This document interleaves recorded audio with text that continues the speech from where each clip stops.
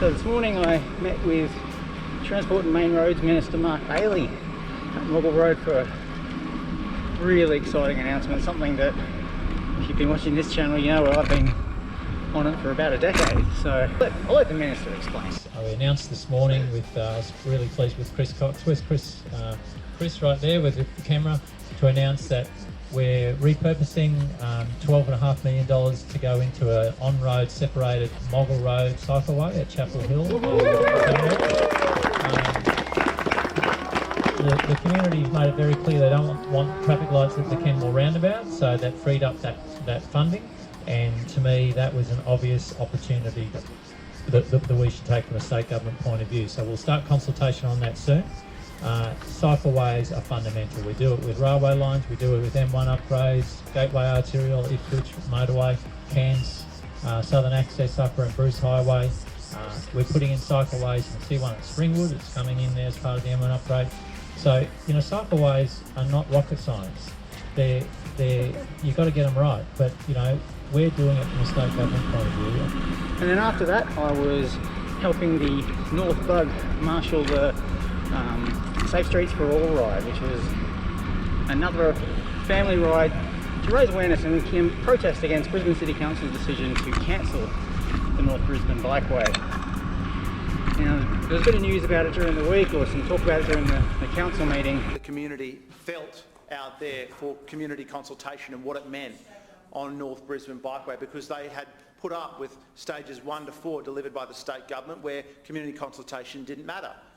Where their sensible suggestions given to them by residents around things like where you put a bin on garbage day weren't taken on board. So that meant the state government delivered a bikeway where people couldn't even put their bins out because there was no spaces for their bins. The state government had to come back in after they had delivered the project and paint little squares for people to be able to put their bins out on bin day. So unlike Councillor Casachia, I don't thank the state government for the work that they did on stages 1 to 4, because it meant we were going into a very difficult environment where the community didn't believe that we would deliver the bikeway for the reasons we said we would deliver it, and that we wouldn't make sensible changes during the design process, which we were more than willing to do. We had the Main Roads Minister come along and he had a few words to say as well. North Brisbane Bikeway, it's the safe way into the city. It's the only safe way in from the north side. And we did the first 4 stages. The council only had to do the 5th. Now look, when you do infrastructure, I can tell you from the Ministry of Transport, we build roads, we build rail, we build cycleways, do all sorts of stuff. Not everyone's going to agree with every aspect of what you're going to build, but that's life. That's what you've got to do as a government. You've got to weigh up what people think. Sometimes you make changes, take into account people's feedback. You might make some adjustments and some tweaks and things like that. That's fine, but you're never going to please every single person. And for the council in this day and age to be so weak to cut this project and then blame it on, you know, the floods that cost too much money, when they get all that money back through disaster recovery funding anyway, is just not being straight with people, and it's just not 21st century.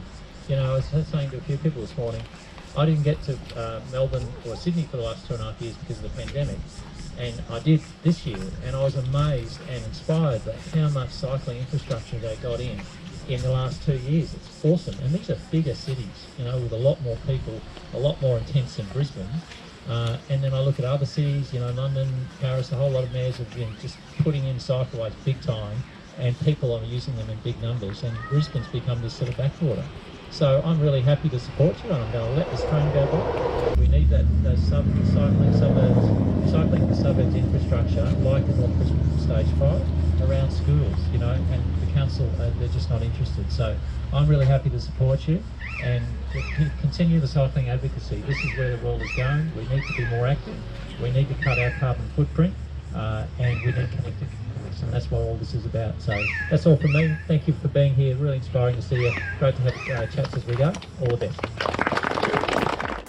After that exchange of public barbs between Minister Bailey and Councillor Murphy, this week they co-chaired the quarterly Active Transport Advisory Committee meeting, a committee I'm pleased to be part of. It's a committee that formed a couple of years ago as a joint initiative of Brisbane City Council and the Queensland State Government, and it includes the various bicycle user groups across Brisbane, Space for Cycling, Bicycle Queensland, Queensland Walks, the Heart Foundation, and even the RACQ. As always, I rode in to attend the meeting at City Hall. So this morning I'm at City Hall for the latest Active Travel Advisory Committee meeting, and I always think it's really important to walk the walk, or is it roll the roll? You can see I'm dressed just like I was going to a business meeting. I rode my bike here, it's about 15 kilometers. I'm not terribly sweaty, just took it slow. So there's a bit of a perception that riding bike for transport is just not possible in regular civvy clothes. You've got to wear special clothes, special shoes. You don't, but you need the right infrastructure. So on a separated bikeway you can go a bit slower and you don't feel like you've got to compete with the traffic. And that's what I've got most of the way in from where I live. But that's not everywhere. And that's what this committee's all about. Now, because of the terms of reference and confidentiality, I can't give much detail about what was discussed, but I can say I raised issues of speed limits and the importance of including cycling infrastructure when roads are upgraded. Despite the partisan political swipes in public, the two chairs are in agreement about the importance of cycling and walking. And again, I'll leave the last word to the Minister. I'm a big supporter of active travel. I think people know that. As a Minister for Transport, it's my very strong view, active transport is a fundamental part of our transport network. We've got to get away from the old world thinking that it's some kind of nice thing, a bit of an add-on, is it a nice thing to have? It's actually not. It's essential, it's fundamental. We've got to get people moving a lot more in our community. We've also got to reduce carbon emissions and get people off the roads wherever we can. And it's also a hell of a lot of fun and it's a good way to experience life, you know, when you get out and get amongst nature and move around. Couldn't agree more, Mark. Thanks for watching. If you enjoyed this look into cycling advocacy in Brisbane, please hit the like button. And if you haven't already, it would be greatly appreciated if you'd subscribe. It helps me out.